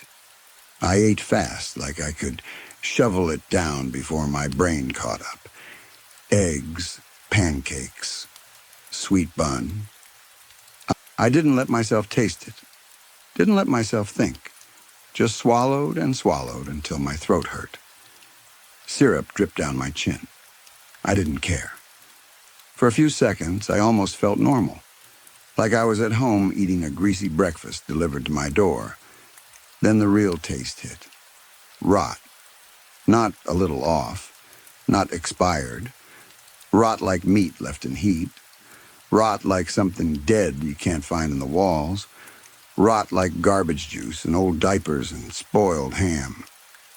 The only reason I hadn't tasted it before was because the food was warm and sweet and fresh on top, and because my body wanted it so badly it was willing to pretend. Now it was sitting in my stomach like a curse. I tried to vomit. I gagged on purpose. My body refused. It clung to the food like survival mattered more than dignity, more than disgust. Barry watched with interest, arms folded, smiling faintly, like someone watching a show behind glass. On the TV, the documentary was near the end now. The scientist and the videographer stood on a cliff above a whirlpool. White spray rose up. The guide stayed back, terrified. The camera drifted over the spinning water, and my vision started to blur at the edges. I felt dizzy. The chanting sound dug into my head. The whirlpool turned, and it felt like my stomach was turning with it. Then I heard a new sound. A wet slurping, like a straw scraping the bottom of a giant drink. It took me a second to realize it was coming from me. Pressure built around my belly, deep inside, like something was pushing outward. I forced myself to look down. A tube was emerging from a fold of my stomach. Not plastic, not a medical device. Something clear and slick. Firm but alive, like a muscle pretending to be a tool. It slid out and hardened, and I saw pink tissue moving through it in wet spirals as it sucked. I screamed. I grabbed it with both hands and pulled. It fought back. The tube made a high, injured whine. Not a machine noise, a living sound. I yanked harder and it popped loose, flinging foul liquid across my skin. The slurping stopped and the tube snapped backward like a snake slithering off the bed and onto the floor. It moved fast, dragging itself toward the door. The door was open, just a crack. The tube slipped through it like it belonged on the other side. I rolled off the bed, pain flaring through my belly. Loose skin hung from my stomach and arms. I crawled after the tube, leaving sweat and streaks on the concrete. The tube vanished under the door. The door stayed open, unlocked. I didn't question it. I didn't hesitate. I crawled out. The lobby was empty, silent. The pool area beyond looked dark and wrong, like a place that should have been relaxing, but now felt like a slaughterhouse in disguise. Through the glass entrance doors, I could see the night sky, cloudy, moon barely there. The exit was only a few steps away, but my legs still didn't work right.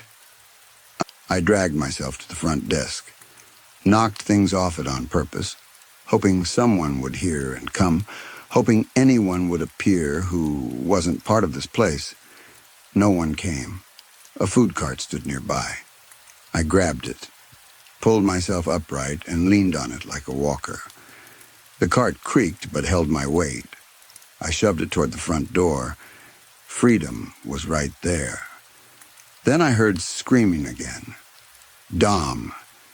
It came from deeper inside the building, past the dark spa rooms and the gym. I froze. I told myself what Barry said was true. No one would save me, Dom included.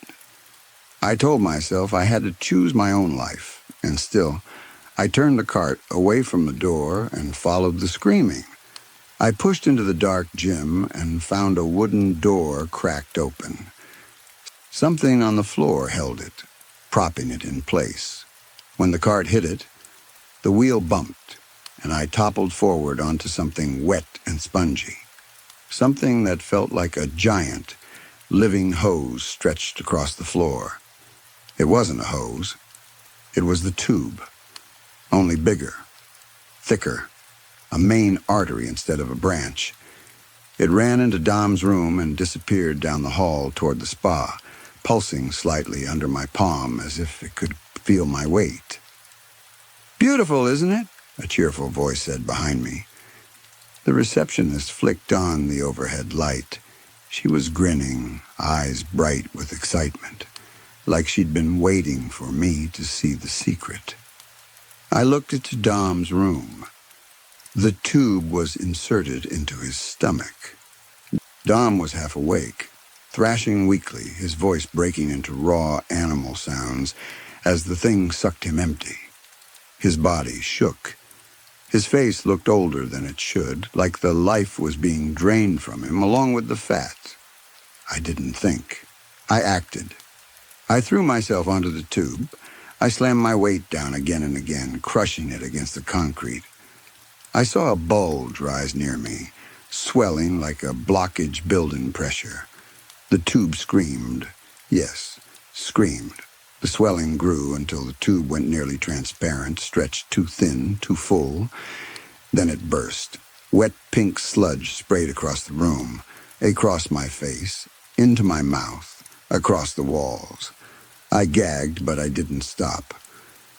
The tube recoiled, writhing, and then started retracting toward the dark hallway like a wounded animal fleeing.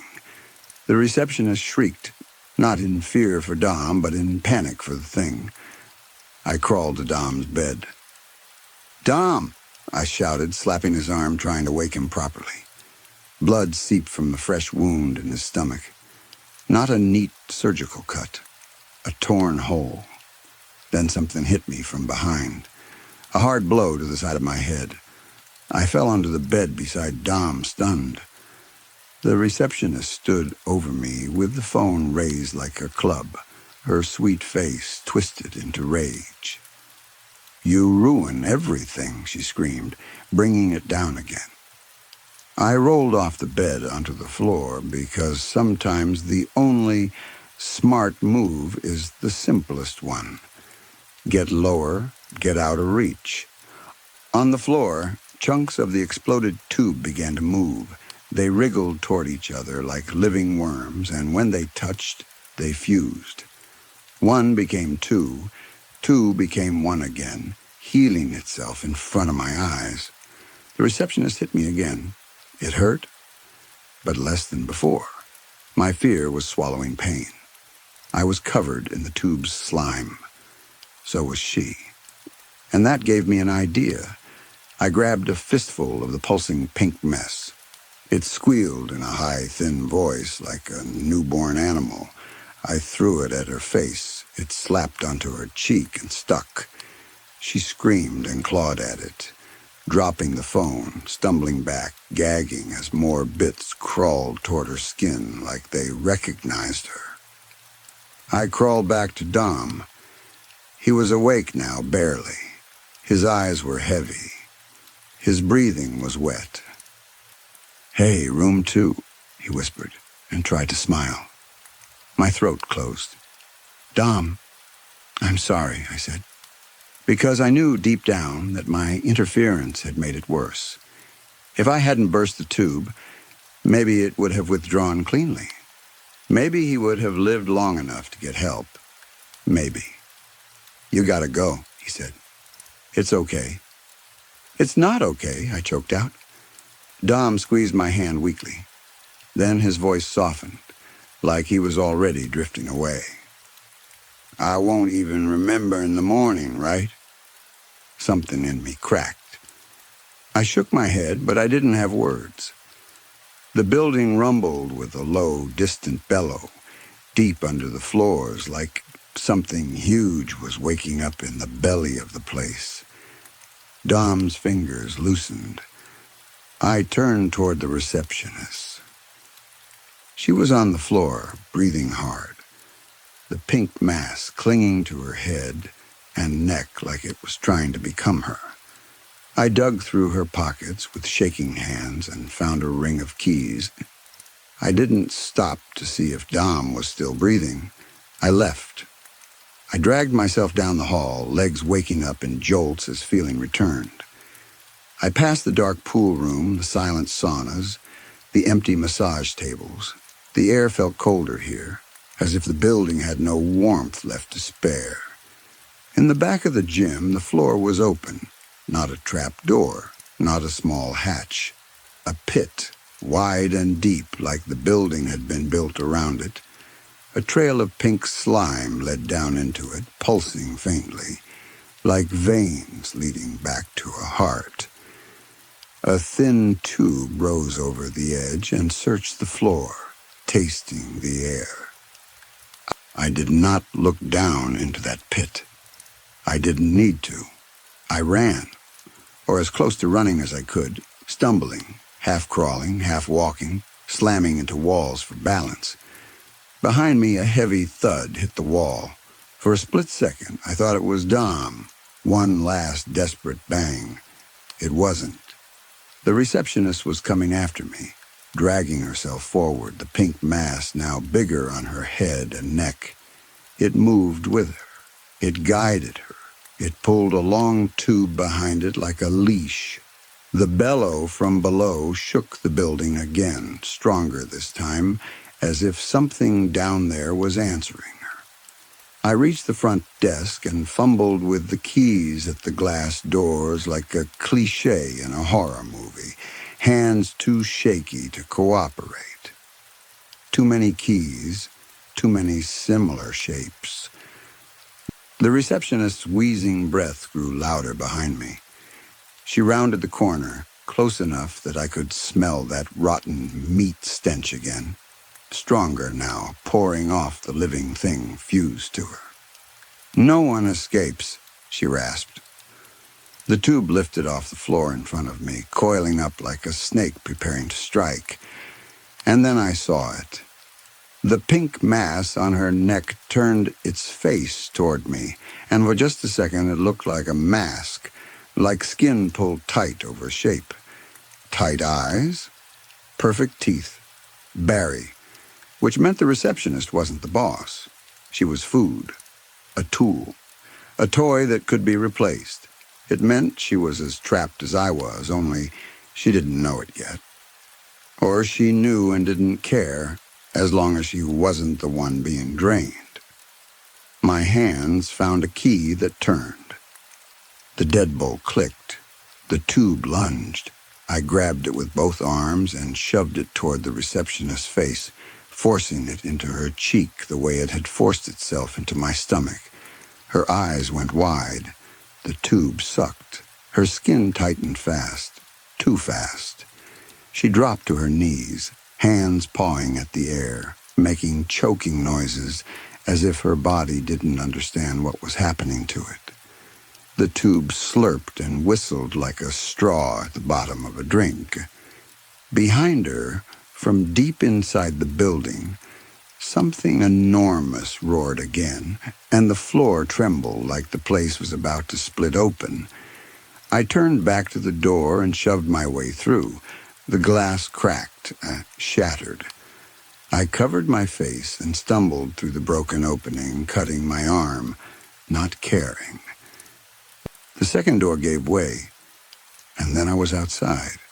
Sunrise, fresh air, cold air filling my lungs like life itself. I ran, really ran, for the first time in years. Legs shaking but moving, feet slapping pavement, breath tearing in and out of my throat. Behind me, the building screamed. Not a person, the building. A crash hit like thunder. The structure collapsed inward, spilling concrete and glass and steel into itself in one awful, final implosion. Dust rose and hung in the air. For a moment, everything was silent except my ragged breathing. I turned back, bent over, hands on my knees, gasping. Nothing moved in the rubble. No tube, no doctor, no receptionist. No sign that any of it had ever been real. Just a pile of broken building and the taste of rot still in my mouth. 0 stars, I whispered. 0 stars, you monsters. It doesn't matter if you believe me. People don't trust every review they read online. I get it. I've read reviews that sound insane too, and I've rolled my eyes and clicked away. But please, if you ever feel tempted to book an appointment with the lowest-rated doctor you can find online, just because it's cheap, just because you're angry, just because you want a shortcut or a dramatic solution, don't. Avoid, avoid, avoid. Story 4. When I was around 13, I spent an embarrassing amount of time on this little chibi dress-up game that had a built-in chat room. It was simple in the best way.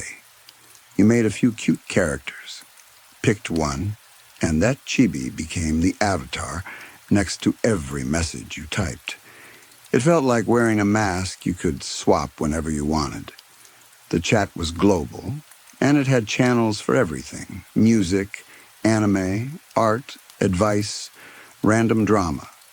Little niche rooms where people bonded over the same weird interests. I didn't explore much, though.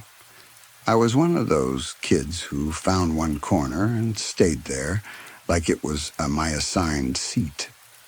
Because, of course, I went straight to the horror room. It wasn't anything extreme. Most of it was teenagers being teenagers, role-playing popular creepypasta characters, copying the same few personalities or trying to sound scarier than they really were.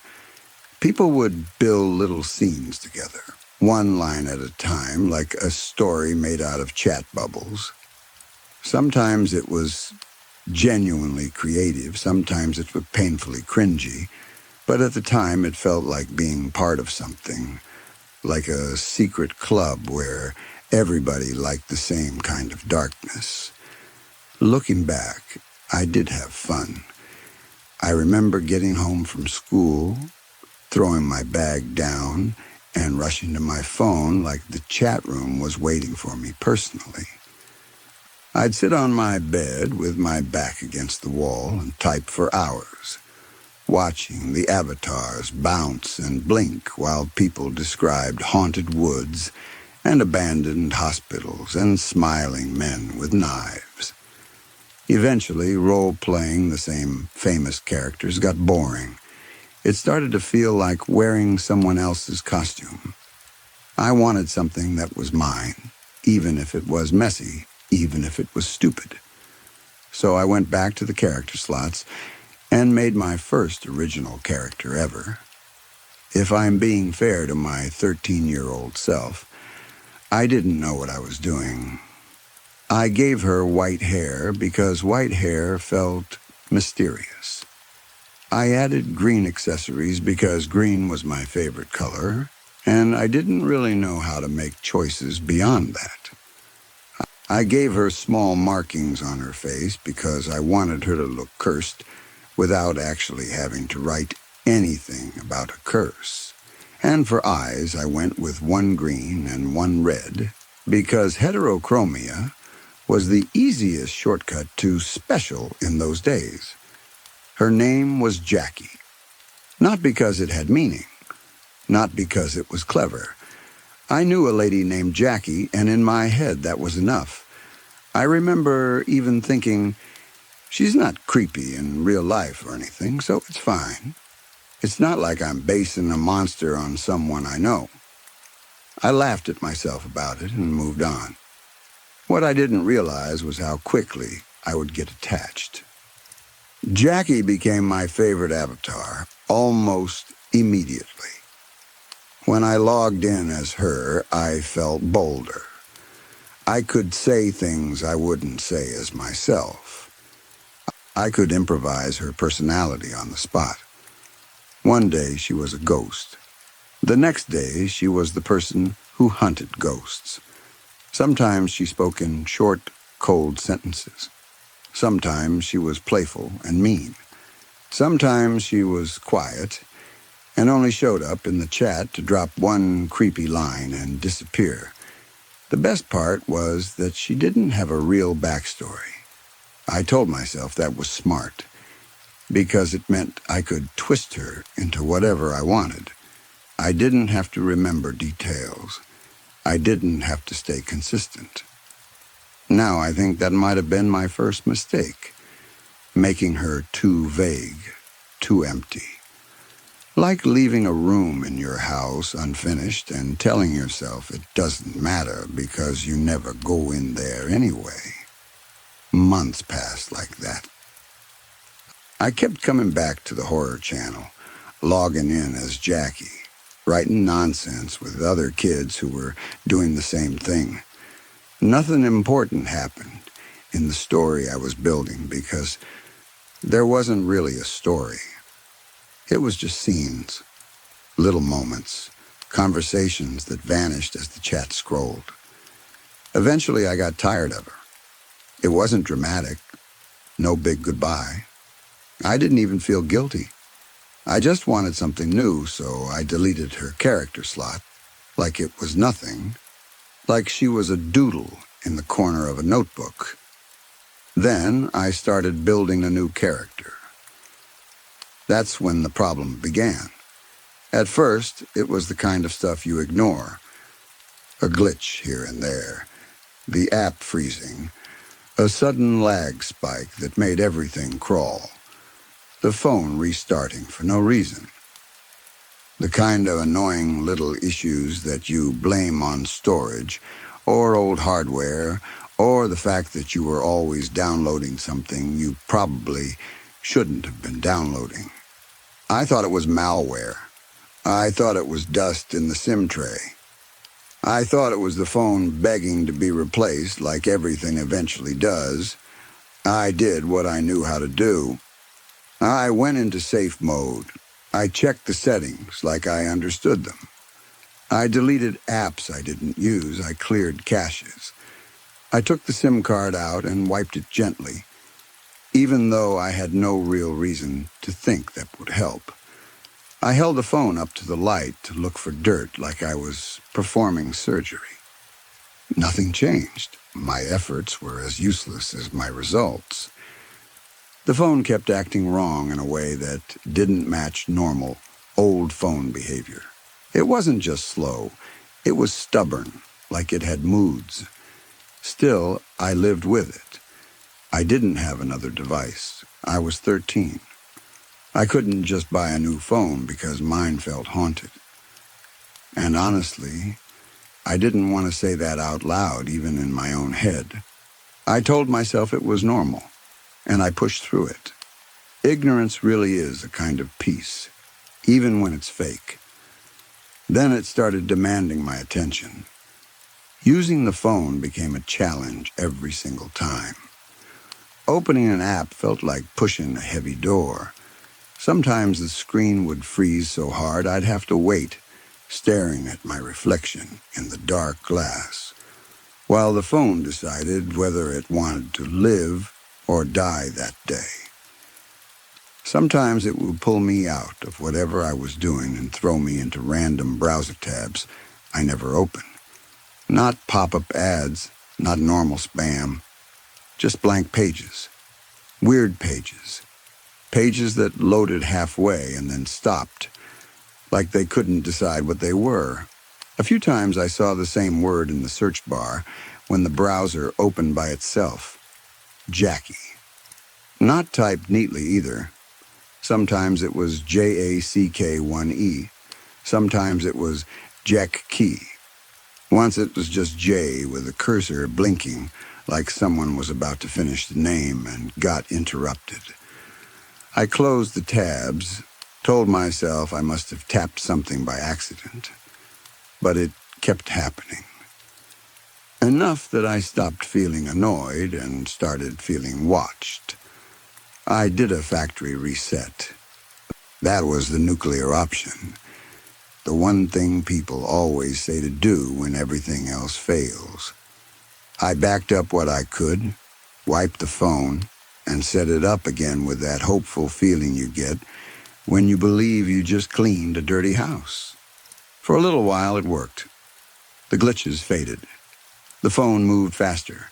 The random tabs stopped. I relaxed, told myself I'd been right. Virus. Corrupt files. Something boring. Then, when everything seemed stable again, I downloaded the Chibi dress-up app. I logged in like normal. And I found something that made my stomach turn cold. Every character slot was filled with Jackie. Not a messed-up version. Not a glitchy, half-loaded sprite. A perfect recreation, as if someone had restored her from memory. The white hair, the green accessories, the small markings. The one green eye and one red eye. All of them. Every slot. Jackie staring out from each little square like she'd multiplied in the time I wasn't looking. I just stared at it, my thumb hovering over the screen. My brain tried to make a normal explanation. Maybe the app had copied the slot by mistake. Maybe there was a sync issue. Maybe it pulled old data. But I had deleted her. I had watched her disappear. Before I could even take a screenshot, the screen flickered and everything reset. My normal characters came back like nothing happened, like the app itself was embarrassed it had shown me. But I had seen it. I had seen her. And once you see something like that, you can't unsee it. You can't go back to the easy lie that everything is fine. I tried to convince myself I'd imagined it. I tried to tell myself I was tired, that my eyes were playing tricks, that my brain was filling in the blanks.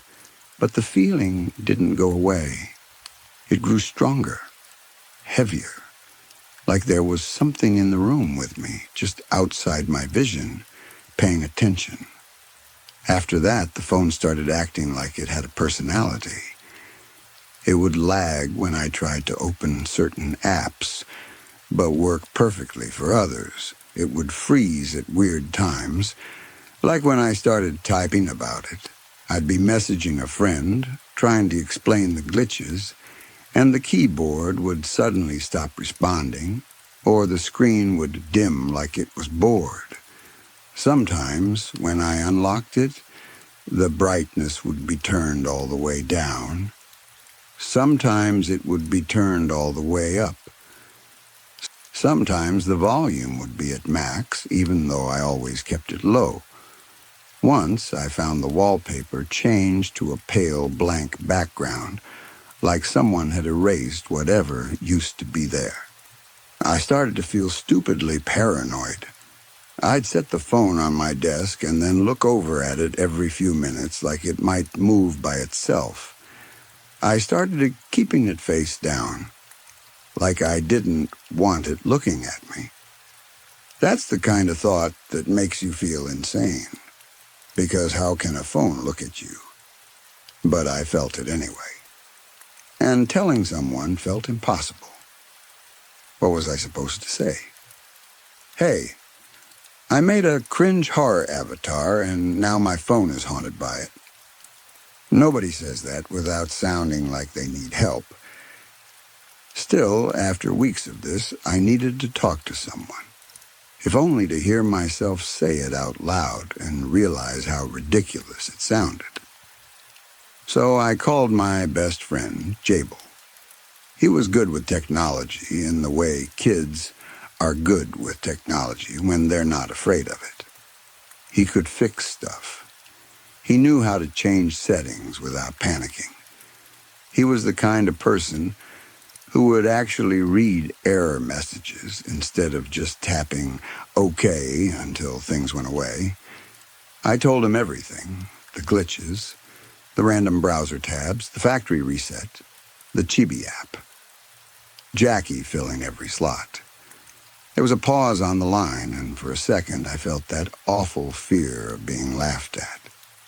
Not teasing laughter, but the kind that tells you you're embarrassing. Instead, Jabel sighed, like he was already solving it. It's a virus, he said, or some weird malware. You probably got it downloading music or playing those old flash game sites. That stuff is full of junk. Don't worry, Jackie isn't real. She can't track you. She's not listening. The relief I felt was immediate. It was like my body had been holding tension and finally let it go. Hearing someone say it out loud made it sound normal again. Right after he said it, the call cut off. Not a gentle end, not a call failed sound. Just dead silence like the line had been snapped. I stared at the screen, annoyed. It felt rude, like he hung up in the middle of reassuring me. I remember thinking, seriously? I didn't call back. I waited, expecting him to call me. About an hour later, he did. Sorry, he said immediately. My phone totally shut off. It took forever to turn back on. It was like it was fighting me. That made my chest tighten again. Not fear yet, just confusion. As we talked about it, we heard something strange. A sound under the sound. A low crackle, like static. We were using one of those old calling apps that always had a bit of lag and weird audio, so at first I thought it was normal. Then the static shaped itself into something else. A voice. A woman's voice, low and buried inside the hum, like someone whispering into a fan. Jabel stopped speaking mid-sentence. I stopped too. For a few seconds, all we did was listen, because we both heard it. And the fact that we both heard it meant it wasn't just my imagination. We couldn't understand the words. It wasn't clear speech. It sounded like it was coming from far away, or like the voice wasn't using the right kind of mouth to form the sounds. But I could feel the tone. It felt amused, like someone mocking us for thinking we were safe.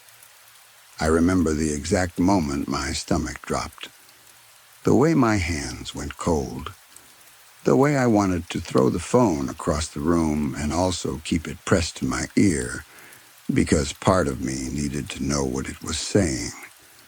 Jabel whispered my name like he didn't want the voice to hear him. I whispered back, "Do you hear that?" He didn't answer right away, but his breathing changed, quick and shallow, and that was answer enough. We agreed in a rush to hang up and power off our devices for the rest of the night. Like two kids believing that turning something off was the same as shutting a door. At school the next day, we pretended to be normal, but I watched him the whole time. He looked tired in a way that wasn't just from staying up. His eyes kept flicking down at his pocket like he could feel his phone vibrating even when it wasn't. After classes, I handed him my phone and asked him to look at it for real. We sat somewhere quiet, away from teachers and other kids. He went through my settings, checked apps, looked at permissions. He asked me what I'd downloaded lately. He asked me if anyone else used my phone. He said a lot of practical things that I wanted to believe. He suggested another reset, even though I'd already done one. He said sometimes you have to do it more than once, and then be careful about what you reinstall. So we reset it again. When it powered on, the phone did what phones do. It played that little startup sound and the voice that says the brand name. That calm, robotic voice that's supposed to make you feel like technology is reliable. But this time, it wasn't the brand name. It was a woman's voice, and it laughed. It wasn't loud. It wasn't a scream. It was soft, almost polite, like someone laughing into their hand.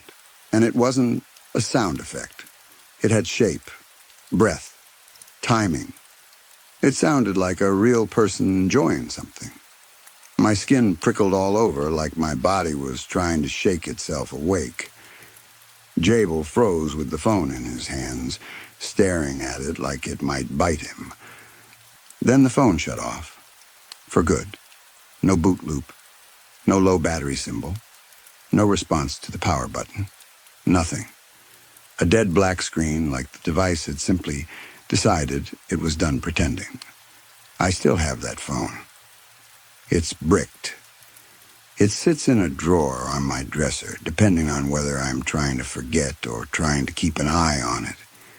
And I'm going to be honest. I'm not interested in getting it fixed.